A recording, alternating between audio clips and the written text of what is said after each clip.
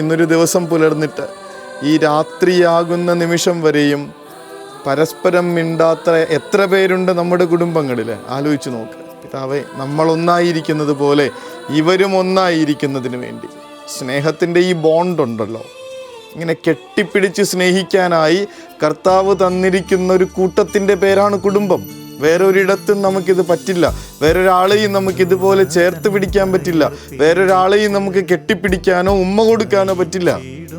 അത് കുടുംബത്തിൽ മാത്രം സംഭവിക്കേണ്ട കാര്യമാണ്. പിതാവേ, നമ്മളൊന്നായിരിക്കുന്നത് പോലെ ഇവരും ഒന്നായിരിക്കുന്നതിന് വേണ്ടി കർത്താവിൻ്റെ ഈ പ്രാർത്ഥന നമ്മുടെ കുടുംബത്തിലുള്ള ഓരോരുത്തരെയും അവൻ്റെ തിരുക്കുരിശിൻ്റെ കീഴിലേക്ക് സമർപ്പിച്ചുകൊണ്ട് പ്രാർത്ഥിക്കണം. പിതാവേ, ഞങ്ങൾ ഒന്നാകുന്നതിന് വേണ്ടി, സ്നേഹത്തിൽ ഒരുമിച്ച് നിൽക്കുന്നതിന് വേണ്ടി, ഐക്യത്തോടും ഒരുമയോടും കൂടെ മുന്നോട്ട് പോകുന്നതിന് വേണ്ടി, പ്രയാസങ്ങളെ അതിജീവിക്കാൻ കരം ചേർത്ത് പിടിക്കുന്നതിന് വേണ്ടി ഞങ്ങൾക്ക് അനുഗ്രഹം തരണമേ എന്ന് ഈ രാത്രിയിൽ, ഈ നിമിഷത്തിൽ നമുക്ക് പ്രാർത്ഥിച്ചു തുടങ്ങാം.